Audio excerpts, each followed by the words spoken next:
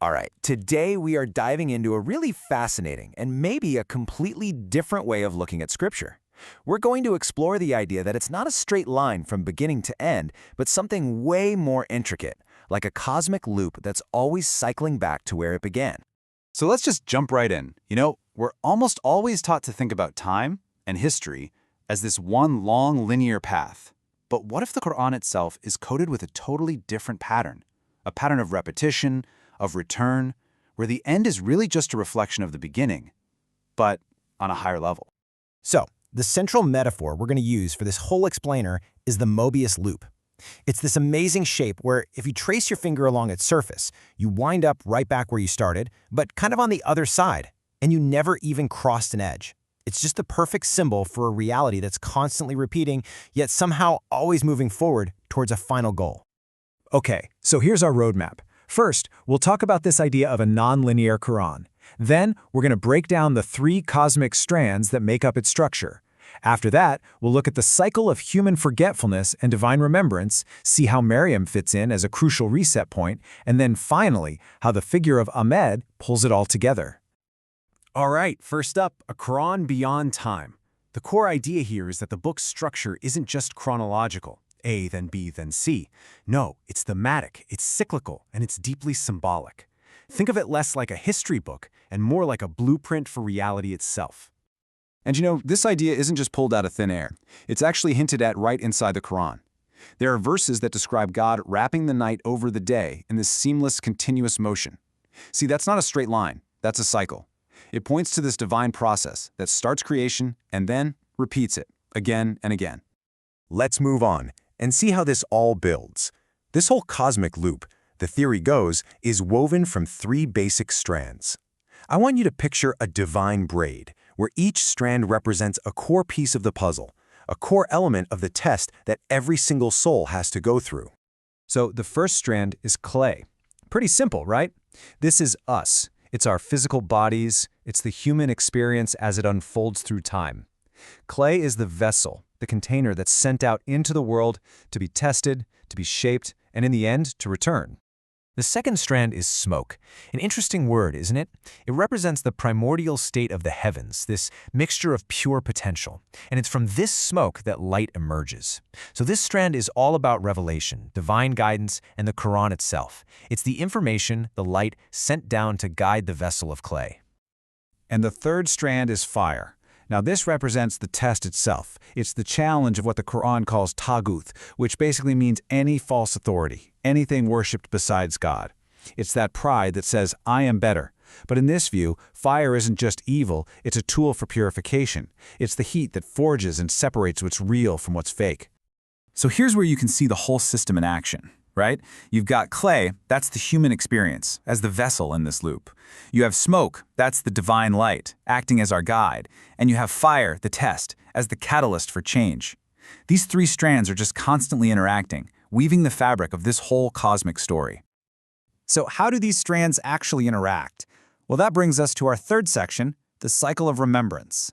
This is the grand story of our spiritual history, a repeating pattern of us falling into forgetfulness and then being called back to a promise we all apparently made a long, long time ago. It works almost like a cosmic feedback loop. Step 1, clay forgets its purpose. Think of Adam's initial slip-up. Step 2, fire comes along and tests that forgetfulness, showing up as the pride of figures like Pharaoh.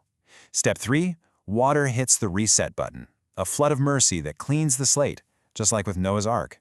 And step 4, light ascends once again as a reminder, ultimately culminating in the Quran. Now, this is so crucial.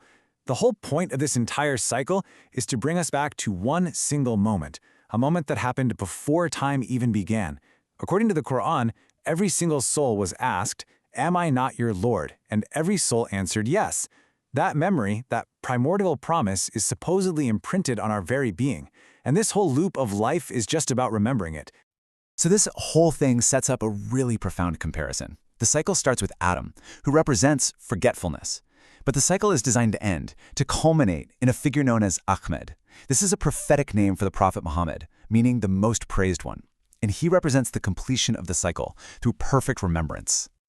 But hold on. Before that final completion could happen, a really critical turning point was needed, a moment that could reset the loop and protect the divine message from being corrupted. And that brings us to Miriam, or Mary, and what we can call the Ark moment. I mean, just think about it. When the whole world was corrupted, Noah's Ark was this protected vessel that carried the seeds of new life through a physical flood. Well, in this framework, at a time of deep spiritual corruption, when sacred lineages were getting mixed up and scripture was being changed, Miriam's spiritual purity acts just like that ark. She becomes this protected, sanctified vessel, shielded from all falsehood, in order to carry the uncorrupted, divine word, Isa, or Jesus. And that, right there, brings us to the climax of this whole cosmic story. The role of the final messenger, known prophetically as Ahmed, is to take these three separate strands, clay, smoke, and fire, and finally unify that divine braid once and for all, completing the entire pattern. And the scriptural basis for this is anchored in a few really key places. First, he's called the seal of the prophets, meaning the line of prophecy is done, the loop is closed. Second, there's an earlier prophecy that explicitly mentions a messenger to come named Ahmed. And, most critically, the revelation he brings, the Quran, is declared to be divinely preserved forever, locking in that final, uncorrupted message for all time. So the central thesis is this. The role of Muhammad, as Ahmed, is to be the point where everything converges. He's the one who takes the human strand of clay, the divine strand of smoke, and the trial of fire, and finally braids them all together into their perfected, final form. And here's exactly how that unification happens. For the clay strand, his life becomes the ultimate example of submission, a perfected human model. For the smoke strand, he delivers the Quran, the final and forever preserved form of that light, making divine guidance permanent. And for the fire strand, his message achieves the definitive spiritual victory over all forms of falsehood, or to good, making the truth clear from error, for good. The braid is finally complete. So, what does this all mean for us, right here, right now? This brings us to our last section. Where do we fit into this cosmic cycle? Are we in the final loop?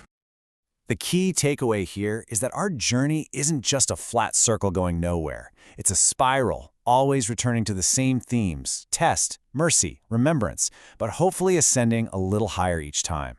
We are all living inside this grand return, spiraling our way back up to the very source of it all. And that leaves us with one final, pretty provocative thought. If the pattern is now complete, if the message is preserved and the braid is unified, does that mean we are living in the last great turn of the cosmic loop? The final cycle before what Islam calls Qiyamah, the day of resurrection? The pattern is all laid out. The choice of how we navigate this final loop is ours.